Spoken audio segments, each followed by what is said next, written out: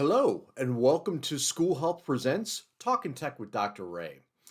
Today, we're going to take a look at something that a lot of people overlook, especially once they get beyond about the second grade, and those are Alphabet Pebbles. Now, you may be familiar, of course, with Alphabet Pebbles coming in. We've got a lot of groups that like to use them, but again, use them with pre-K, kindergarten, first and second graders. The reality is they can be used with any age level and used in a variety of ways. It can actually create a fun and dynamic way of approaching things like words and quotes, as well as just basic ideas. So, how people first think about using them, and I've got some right here, just use it as simple letter identification. And for our younger students, that makes complete sense. This is the letter M. SLPs, you might be wanting to work with the students to say, things like that, and have something that they can touch and they can hold as they begin to make that sound going on. As we start to have the students get a little bit older, that's where we may want to take some of the letters. So I've got an A here, a B here, and an M. Bam! So we may have the students put something like that together, or maybe then changing things out from BAM to BA and T, where now they have bat. So they begin to actually break down words and understand some of the phonemic differences that come into play. As we start to move on, though, we want to be thinking about some other things. One of the things we want to consider with them is the whole idea of using these as a pebble type of crossword puzzle.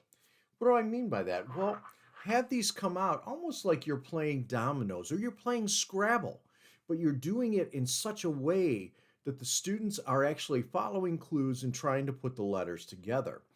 How these can also be used are for cloze passages. Those of us who've been in reading for a long time, it's not just now where you have to have a word bank off to the side and the student points to the word. Now you can have a scenario where they can actually pull out letters and create that word as part of that closed scenario. Taking it to the next level, where you're not necessarily having the whole word there, but maybe making them spell out the words. As we get older, have them work with quotes, have them identify different quotes. And some of you have heard the stories that I've told about using these all the way through our AP classes at the high school level. Those are things we want to consider because all of our students will enjoy using these. But the most important thing we can deal with in this day and age is using these in a twofold way, not only for the pragmatics of language acquisition, but also as sensory feedback. Why I like these pebbles is because they are engraved. So each of the letters is engraved in there. And even if the student's not putting their fingers all the way in, they can still feel edges as they come through. And for some of our students, that might be what they need to help them calm down. And again, something like a pebble like this is such that it's not going to draw attention. They can hold it in the palm of their hand. They can be simply moving along with it when they're using their finger. And again, it's not standing out and drawing attention from other students. Yes, we still have to be aware. Be careful if you've got biters. Be careful if you've got throwers.